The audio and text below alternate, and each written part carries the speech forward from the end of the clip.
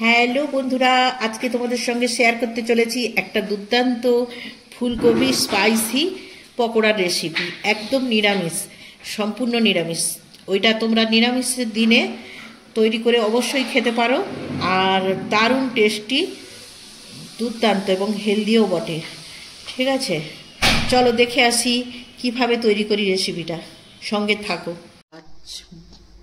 আজ বৃহস্পতিবার বন্ধুরা, এই জন্য আজকে একেবারে নিরামিষে ফুলকপির স্পাইসি পকোড়া বানাবো। এই যে কপিগুলো কেটে নিয়েছি এবং ভালো করে ধুয়ে নিয়েছি, একটু গরম জলে ফেলবো। গরম জলে ফেলার কারণ হচ্ছে কি, ফুলকপিটা গরম জলে দিলে ওর যে জার্ম থাকে ওইগুলো নষ্ট হয়ে যায়। তার জন্য গরম জলে একটু সামান্যক্ষণ গরম জলে দিয়ে ভাপিয়ে নেব। তারপর কিভাবে বানাই তোমাদের সঙ্গে পুরোটাই শেয়ার করব আমি কিভাবে বানাই। চলো, জল ফুটছে, কপিগুলো একে একে দিয়ে দিই। এবার কপিগুলো দিয়ে দিয়েছি, ওটা একটু গরম হয়ে গেলে, ভাপ হয়ে গেলে নামিয়ে তারপর কিভাবে বানাই দেখো। একেবারে সম্পূর্ণ নিরামিষ আজকে বানাবো। হয়ে গেছে, এবার ঢেলে নিই বন্ধুরা, দিয়ে জল ঝরিয়ে নিই আর ব্যাটারটা তৈরি করি। চলো বন্ধুরা, কি কি দিয়ে ব্যাটারটা বানাই তোমাদের সঙ্গে শেয়ার করি। এই দেখো, এক চামচটা দেখেছো বড়, কত বড় তরকারি চামচ। হ্যাঁ, তরকারি চামচ। এই বেসন নিয়েছি 2 চামচ। আচ্ছা, ময়দা দিচ্ছি 1 চামচ।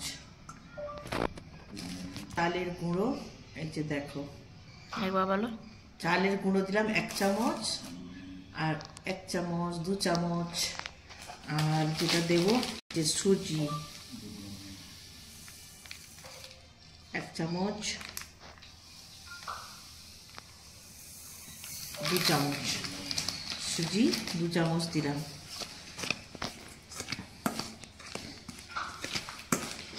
এবার এটাতে লবণ, একটা পরিমাণ মতো লবণ দেব। যে যার জিনিস অনুযায়ী পরিমাণ মতো লবণ দেওয়া হয়। এই যে আমি 1 চামচ লবণ দিয়ে দিলাম। লঙ্কার গুঁড়োটা যে যার স্বাদ অনুযায়ী তোমরা দেবে, বেশি যে দিতে হবে তার কিছু মানে নেই।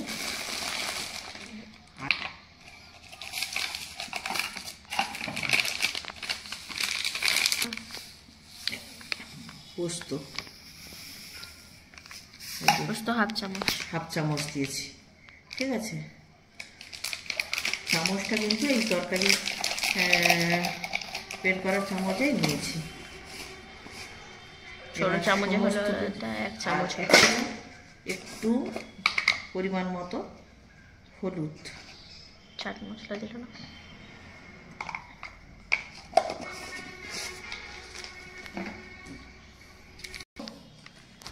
এক প্যাকেট চাট মশলা দিয়ে দিলাম।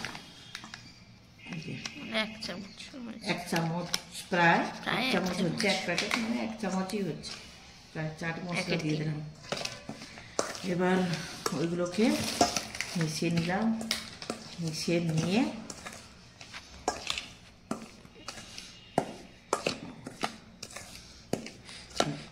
ব্যাটারটা তৈরি করব জল দিয়ে। খুব পাতলাও হবে না ব্যাটারটা, আবার খুব ঘনও হবে না। ঠিক আছে, ব্যাটারটা মাখিয়ে নিই।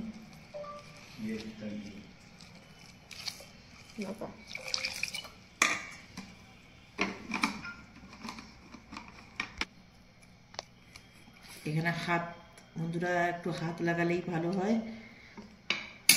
হাত দিই মাখিয়ে নিচ্ছি। দেখো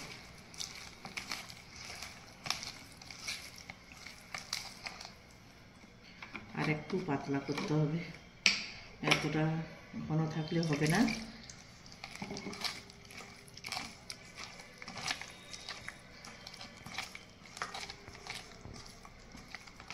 এবার আর একটা জিনিস দেব, দেখাচ্ছি। এই যে বেকিং পাউডার, সোডা নয়, বেকিং পাউডার একটু দিলাম সামান্য।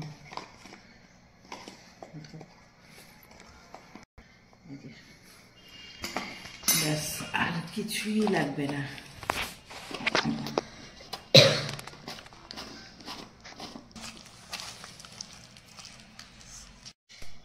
এতে কয়েকটা ফুলকপি ফেলে দিই,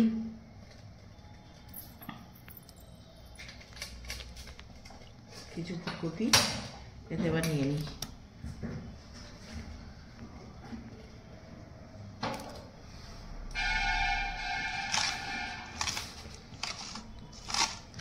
এই মাখিয়ে নিচ্ছি ফুলকপিগুলোকে ব্যাটারে।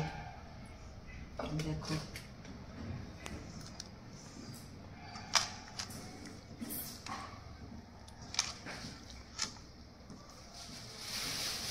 ব্যাটারে মাখিয়ে নিয়েছি। এবার তেলও গরম করতে বসিয়ে দেওয়া হচ্ছে। এবার ওইগুলোকে ছেঁকে নেব। দেখো গ্রেভিতে ফুলকপিগুলো ডুবানো ছিল, এবার কিন্তু এক এক করে আমি ওইগুলো ছেড়ে দিচ্ছি ডুবো তেলে একদম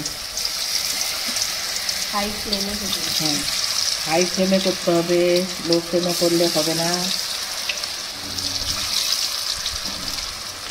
এই যে এক এক করে যতটা দেওয়া যায়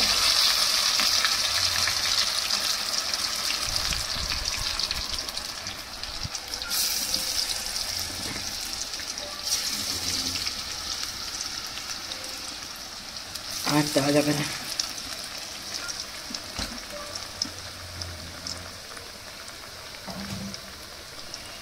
দেখি, একটু সময় তো লাগবেই বন্ধুরা, পরপর দেওয়া হয়েছে। এই যে দেখো উঠিয়ে নিচ্ছি।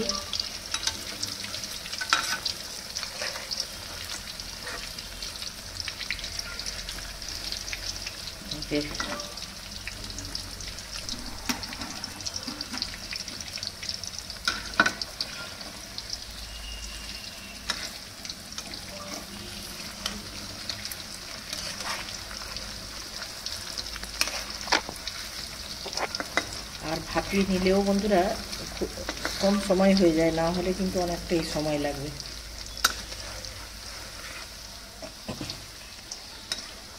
ভেতর থেকে সেই ফুলকপি সেদ্ধ হয়ে তারপর হতে সময় লেগে যাবে। ভাপিয়ে নিলে টেস্ট বরং ভালো হয়।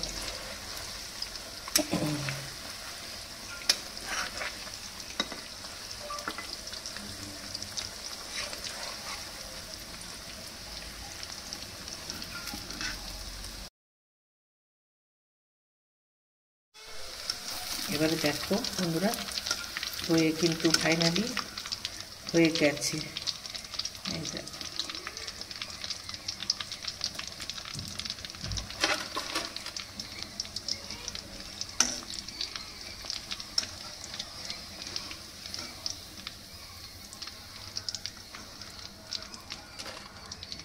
এইভাবে প্রত্যেকটা ভেজে নিই। খেয়ে বলো দেখি কেমন হয়েছে। দেখো মা সকালবেলা এই পকোড়াটা রেডি করেছে, খেয়ে দেখি কেমন হয়েছে। তবে এটা দেখতে বাইরের বা ঘরের যে সমস্ত ফুলকপির পকোড়া তার থেকে দেখতে একটু ইউনিক লাগছে, তোমরা নিজেরা দেখতে পাচ্ছ। যে পোস্ত দেখা যাচ্ছে, ইউনিক লাগছে। খেয়ে দেখি।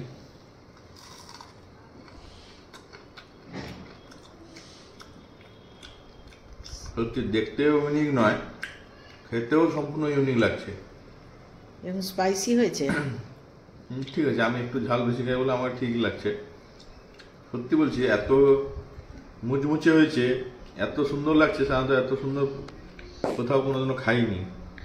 মানে উল্টোর এক কথায় পুরা মাম্মা মিয়া হয়েছে, লাজবাব। তোমরা এটা ঘরে ট্রাই করে দেখবে, খুব সুন্দর লাগবে, গ্যারান্টি দিলাম তোমাকে। টাটা।